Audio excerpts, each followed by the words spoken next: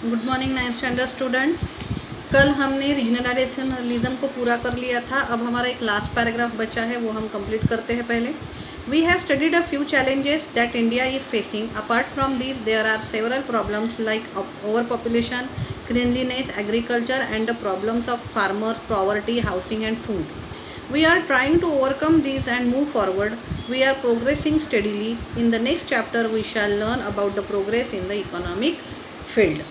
इसमें ऐसा कहा गया है कि इसके अलावा भी जो प्रॉब्लम्स हमने देखे, उसके अलावा भी हमारे यहाँ पर बहुत से प्रॉब्लम हैं।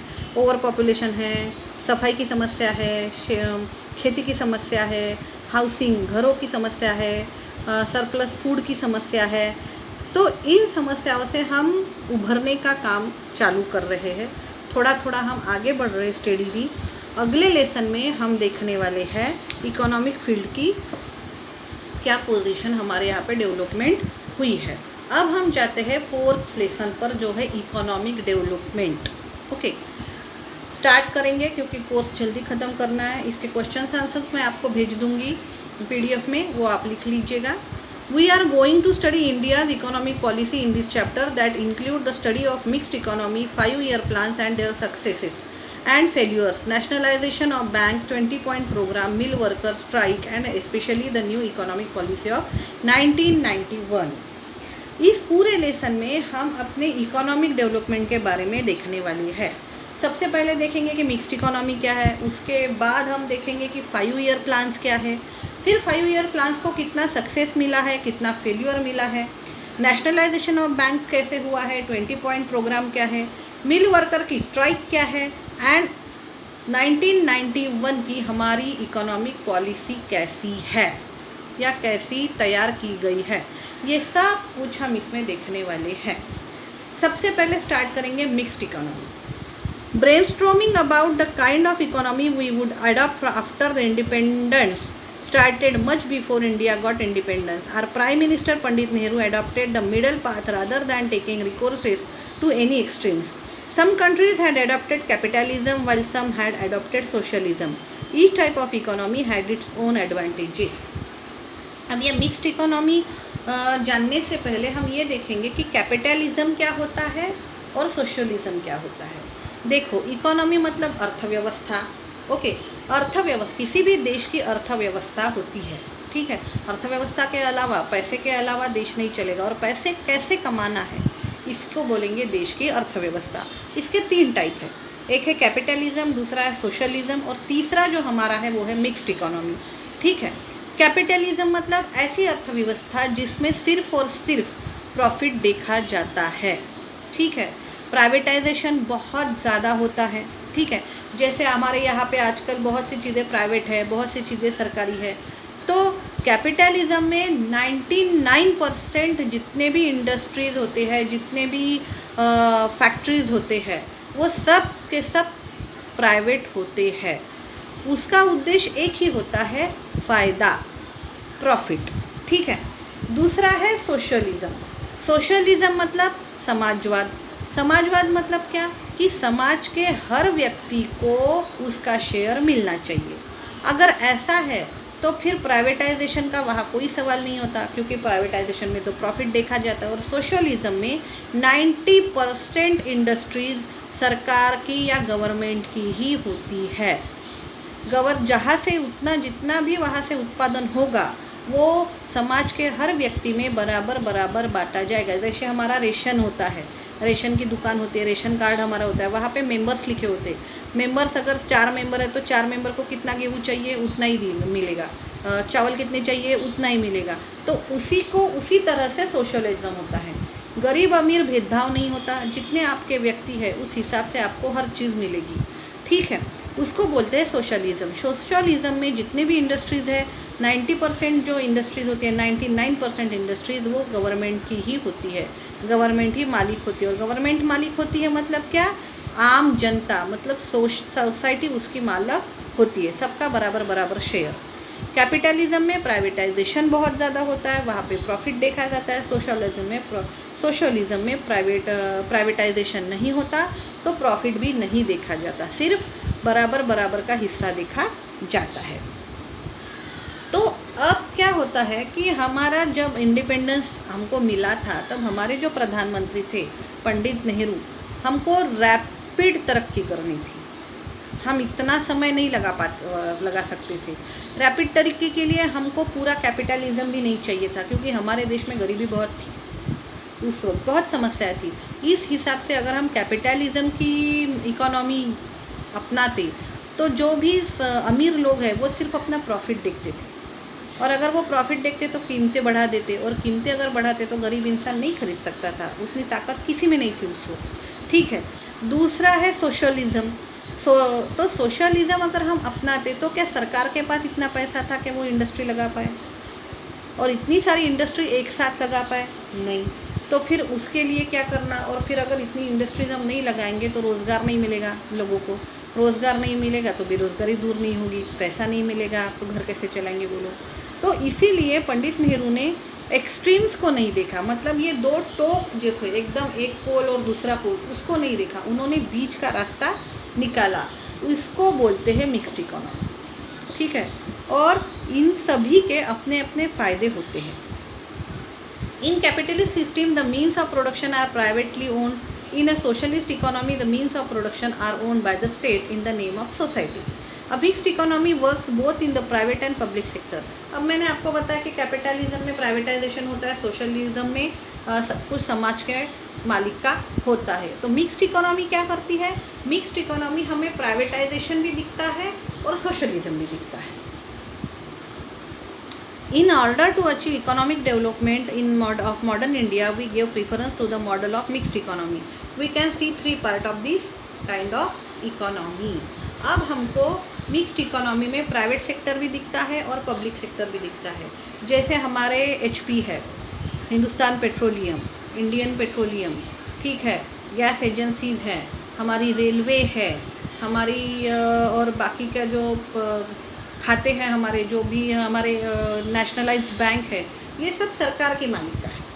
ठीक है। क्यों? क्योंकि इससे गरीब लोगों को फ़ायदा मिलेगा। बहुत अमीर लोगों के पास ही सिलेंडर होंगे, गरीब लोगों के पास नहीं होंगे तो कैसे चलेगा? तो सबको पेट्रोल बराबर मिलना चाहिए, डीजल बराबर मिलना चाहिए, गैस सिलेंडर बराबर मिलना चाहिए। इसलिए ये जो कंपनीज़ है ये सरकार की मालिक की है। लेकिन वहीं पे हम प्राइवेटाइजेशन भी देखते हैं, जैसे टाटा स्टील्स है, अंबानी ग्रुप है, ये प्राइवेटाइजेशन है। अच्छे खासे प्राइवेट सेक्टर है ये, बहुत लोगों को तरक्की मिलती है, बहुत लोगों को रोज़गार मिलता है। तो इस हिसाब से मिक्स्ड इकोनॉमी में आपको कैपिटलिज्म भी दिखेगा और सोशलिज्म भी दिखेगा। मिक्स्ड इकोनॉमी में 3 सेक्टर होते हैं। पहला है public sector. The industries in the sector are completely under the control of management of the government. Public sector, mixed economy में जो पब्लिक सेक्टर होता है, वहाँ की जो इंडस्ट्रीज होती है, उस सेक्टर में आने वाली इंडस्ट्रीज वो पूरी की पूरी सरकार के मालिक की होती है। For example production of defence equipment, for example production of defence मतलब डिफेंस को जो भी लगता है, ठीक है, उसका जो इक्विपमेंट लगता है उसका प्रोडक्शन करने की जिम्मेदारी सरकार ने उठाई है। ये कभी प्राइवेट सेक्टर में नहीं जाएगा, ये पब्लिक सेक्टर में मतलब सरकार के मालिक का ही रहेगा। दूसरा है private sector. The industry in this sector are owned by the private industrialist. Of course the government supervises the and control them too. For example consumer goods. अब ये जो इंडस्ट्री है प्राइवेट सेक्टर में आने वाली, ये प्राइवेट कंपनीज होती है, प्राइवेट इंडस्ट्रीज होती है, इसका एक मालिक होता है। सरकार उस पर ध्यान देगी, कंट्रोल रखेगी कि वो ज़्यादा एकदम से ज़्यादा कीमतें ना बढ़ा दे, बहुत ज़्यादा लोगों का नुकसान ना करे, बहुत ज़्यादा प्रॉफिट ना कमाए, टैक्सेस बराबर से दे, ये सब कुछ सरकार देखेगी। लेकिन ओनर कौन होगा? Private. Okay. For example consumer good मतलब जो भी हमको रोज़मर्रा की ज़िंदगी की चीज़ें लगते हैं वो कंज्यूमर गुड होते हैं, जो प्राइवेट सेक्टर है। Joint sector. In this sector some industries are owned by private industrialist while some are run under the government management. अब ये जो जॉइंट सेक्टर है ये एक्चुअली मिक्स्ड इकोनॉमी है। इसमें आपको पब्लिक सेक्टर भी दिखेगा और प्राइवेट सेक्टर के भी इंडस्ट्रीज दिखेंगी। For mixed economy to run smoothly, there is a need of coordination between private sector and public sector. This system aims the maximization of the production and popular participation on the large scale.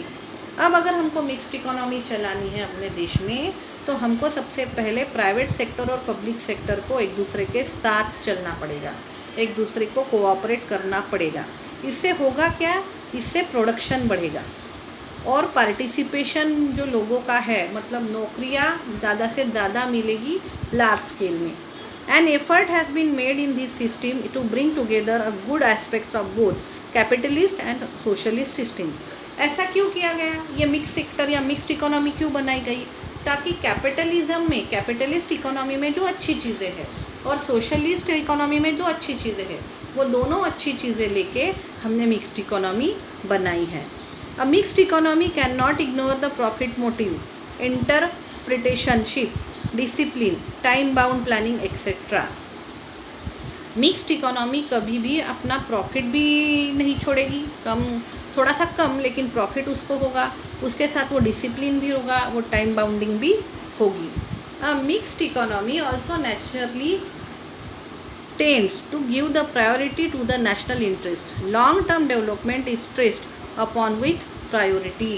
Mixed economy हमारे national interest को nurture करती है, ठीक है, national interest बनाए रखती है, long term development का इंतज़ाम करती है, ठीक है. The industries like defence, scientific research, education, roads, railways, waterways, seaport and airport development requires huge capital investment, but the returns in this area are delayed. Not many private industrialists are keen to invest in these areas. In such a situation, government has to take the initiative. अब कुछ industries ऐसी है जैसे defence है, scientific research है, education है, road, railway है, ठीक है, वाटरवेज है, सी पोर्ट है, एयरपोर्ट है, इनका जो डेवलपमेंट होता है उसके लिए बहुत ज़्यादा पैसा लगता है, लेकिन पैसा जल्दी रिकवर नहीं हो पाता. मतलब अगर कोई प्रोडक्शन है या कोई साबुन खरीद रहे हैं, हम लोग बना रहे कि यहाँ पे साबुन बना और वहाँ पे लाके बेच दिया तो हमको प्रॉफिट मिलेगा, ऐसा नहीं होता है. रेलवेज़ को बनाने के लिए, रेलवेज़ बनाने के लिए, रोड्स बनाने के लिए बहुत फ़ायदा ये लगता है, पैसा लगता है, लेकिन वहाँ से पैसा निकलने के लिए बहुत टाइम लगता है, जल्दी नहीं निकलता, ठीक है. साइंटिफिक जो ये होता है, रिसर्च होता है, उसको गारंटी नहीं दे सकता कोई कि 2 महीने में ही साइंटिफिक रिसर्च पूरा होके हमको रिजल्ट मिल जाएगा, ऐसा तो नहीं होता. 2 महीने लगते हैं, 6 महीने लगते हैं, 6 साल भी लग सकते हैं, तो पैसा हमेशा उसको देना पड़ता है. तो ऐसे में क्या होता है, प्राइवेट इंडस्ट्री वाले या प्राइवेट जो कंपनी के ओनर्स है वो यहाँ पे पैसा लगाना नहीं चाहते, और अगर यहाँ पे वो पैसा नहीं लगाएंगे तो फिर ये जो है ये सब गवर्नमेंट को अपने हाथ में लेना पड़ता है, आगे होकर इस पर खर्च करके इसको बनाना पड़ता है, क्योंकि ये सब चीज़ें ज़रूरी है, ये चाहिए, तो प्राइवेट वाले बनाएंगे नहीं, तो फिर गवर्नमेंट आगे आके इनिशिएटिव लेके ये सब चीज़ें बनाती है. Thus, India adopted the mixed economy model and 5-year plans and started off on its path of development. The industrial policy of 1973 increased the speed of development. Priority was given to this policy to control the influence of heavy industries, industrial families and foreign industries and remove the imbalance of regional development. The government focused on the development of small-scale industries and cottage industries.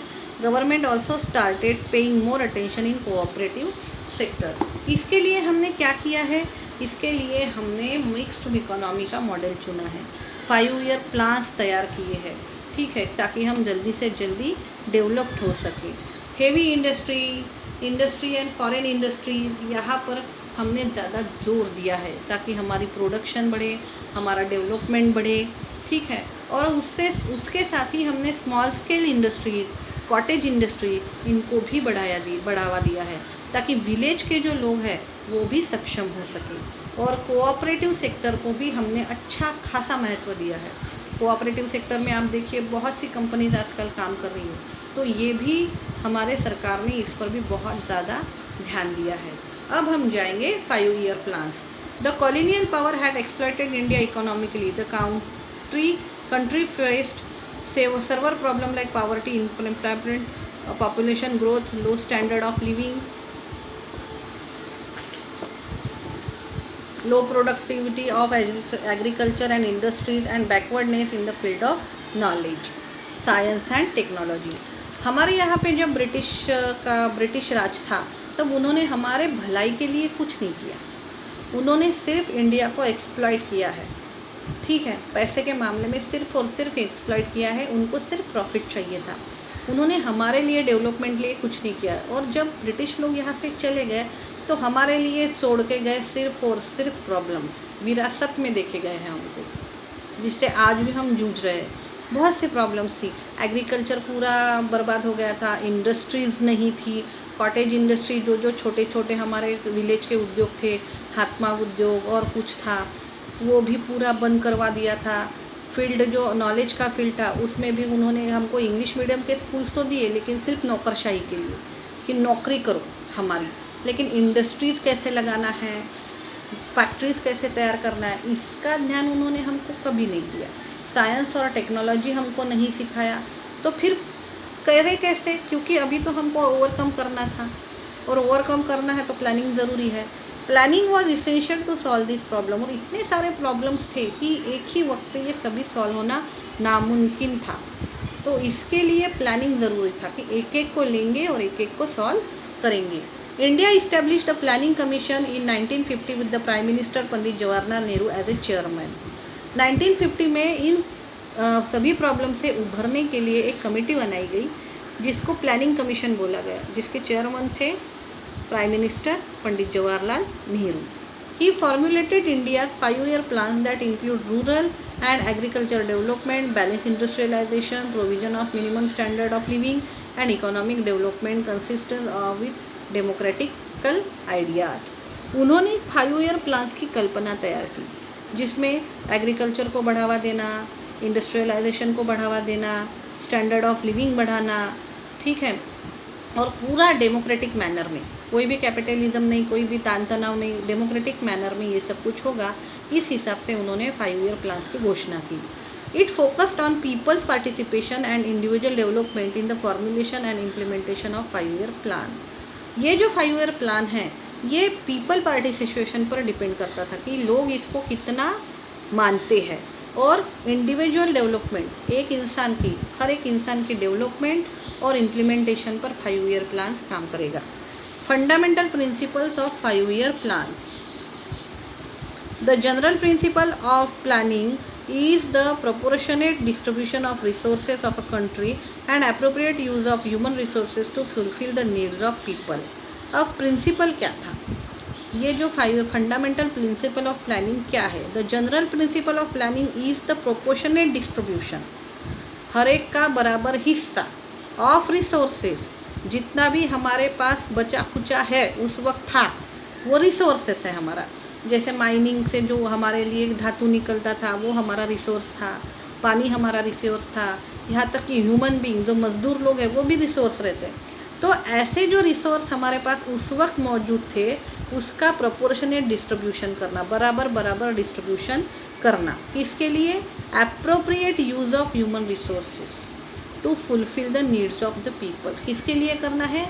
हमको ये सभी चीज़ें proportionate distribution करना है ताकि हम इसका appropriate use कर सकें और अपने लोगों की नीड को पूरा कर सकें। Goals of a plan.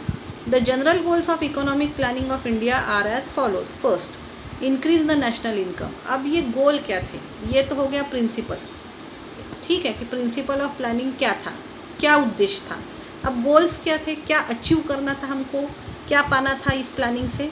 सबसे पहले नेशनल इनकम बढ़ाना था। नेशनल इनकम बहुत कम था, उसको बढ़ाना है। Bring about rapid industrialisation by forcing on the basic industries. Rapid industrialisation चाहिए हमको, 1-2 इंडस्ट्रीज़ नहीं, बहुत ज़्यादा इंडस्ट्रीज़ लगानी है। क्यों? क्योंकि हम अपनी इंडस्ट्रीज चालू कर सकें। अब इंडस्ट्रियलाइजेशन चाहिए इंडस्ट्रीज़ के लिए, मतलब क्या? देखो हमारे यहाँ पे जब भी इंडस्ट्रीज़ लगती है तो हम आयरन का बहुत ज़्यादा काम होता है, ठीक है। हमारे यहाँ पे एक भी ऐसी कंपनी फैक्ट्री नहीं थी जो सॉलिड पोलाद तैयार करके दे सके हमको। टाटा स्टील पहली है। तो इसके ज़रिए हमको क्या चाहिए था? इंडस्ट्री लगाने के लिए इंडस्ट्रियलाइजेशन चाहिए था, ठीक है। जैसे आयरन है वो चाहिए, फैक्ट्रीज़ में जो मशीन्स लगती है उसके स्पेयर पार्ट्स चाहिए। हर चीज़ अगर हम बाहर से ख़रीदते थे तो पैसा कितना लगता था? उतना पैसा हमारे पास नहीं था। इसीलिए अपने ही देश में पहले ये सब चीज़ें हमको तैयार करनी थी। तीसरा, bring about a increase in agriculture production so that the country became self sufficient in food grain production. Agriculture की पूरी तरह से हाँ अंग्रेज़ों ने बर्बाद करके रखी थी और हमारी पॉपुलेशन थी बहुत ज़्यादा, तो इतने पॉपुलेशन के लिए एग्रीकल्चर का फूड हमको पूरा आता नहीं था, मतलब पूरा नहीं पड़ता था क्योंकि हमारे पास उस वक्त कुछ नहीं था, एग्रीकल्चर पूरा डाउन हो गया था। तो बाहर से कितना लाएंगे, बाहर के देशों से अगर हमने लाया धान अनाज लाया, पैसे देने पड़ेंगे और बहुत महंगा आता था। इसीलिए एग्रीकल्चर पर ध्यान देना है, एग्रीकल्चर के सेल्फ सफिशिएंट बनाना है ताकि फूड ग्रेन ज़्यादा से ज़्यादा बने और फिर हमारे देश के लोगों को ज़्यादा से ज़्यादा अच्छा फूड ग्रेन मिले और हमको बाहर से निर्यात ना करनी पड़े। Use of human resources in the country optimally by making increasing employment opportunities available. बेरोज़गारी की समस्या बहुत ज़्यादा थी, तो हमको क्या करना है, ह्यूमन रिसोर्सेज मतलब लोगों को रोज़गार देना है, रोज़गार देना है मतलब एम्प्लॉयमेंट अपॉर्चुनिटी बढ़ानी है। वो कब बढ़ेगी, जब इंडस्ट्रियलाइजेशन होगा, ठीक है। Remove the inequality in earning and wealth. Remove the inequality in earning and wealth मतलब जैसे इनइक्वालिटी मतलब जो काम एक स्त्री करती है और एक पुरुष करता है तो पुरुष को ज़्यादा उसका वेजेस मिलता था, स्त्री को कम मिलता था, गरीब लोगों को कम शारीरिक मेहनत के हिसाब से बहुत कम वेजेस मिलते थे। तो ऐसा नहीं, जैसे जिसका शारीरिक श्रम या मानसिक श्रम है उसके हिसाब से बराबर पैसा उसको मिलना चाहिए। Maintain stable prices of commodities. जो भी रोज़मर्रा की ज़रूरतें की चीज़ें हैं उनको उनकी जो प्राइजेस है वो स्टेबल रहनी चाहिए। मतलब नमक जो है हमको रोज़ लगता है तो एक दिन 5 रुपये का पैकेट होगा और दूसरे दिन अगर 50 रुपये का पैकेट हुआ, उससे तीसरे दिन अगर 500 रुपये का पैकेट हुआ, तो ऐसा नहीं होना चाहिए। स्टेबल प्राइजेस ऑफ कमोडिटीज़ हमको मेंटेन करना होगा। Bring the growth of population under control by family planning. Population को कंट्रोल करना है बाय फैमिली प्लानिंग, क्योंकि पॉपुलेशन अगर बढ़ती रहेगी तो ये 5 ईयर प्लान्स का कोई असर उस पर नहीं रहेगा। Improve the standard of living by educating poverty, eradicating poverty. Standard of living बढ़ाना है, स्टैंडर्ड ऑफ लिविंग बढ़ाना है मतलब क्या करनी है, गरीबी कम करनी है। डेवलप सोशल सर्विसेज में डेवलपमेंट करना है। Make a economy self sufficient. हमारी अर्थव्यवस्था सेल्फ सफिशिएंट होनी चाहिए, दूसरे के भरोसे पे नहीं होनी चाहिए, खुद के भरोसे पे होनी चाहिए। ये थे हमारे गोल्स जिसके लिए हमने 5 ईयर प्लान्स तैयार किए थे। ये हमको अचीव करना था इतने सारे, ठीक है, और इसीलिए फिर हमने 5 ईयर प्लान्स तैयार किए। अब फर्स्ट 5 ईयर प्लान्स यहाँ पर हम रुकते हैं, आगे का हम बाद में देखेंगे। फर्स्ट 5 ईयर प्लान से लेके सेकंड, थर्ड, फोर्थ, फिफ्थ, 6, 7, 8 और 9th है, ठीक है। 9 5 ईयर प्लान्स हम अगले पीरियड में देखेंगे। Thank you.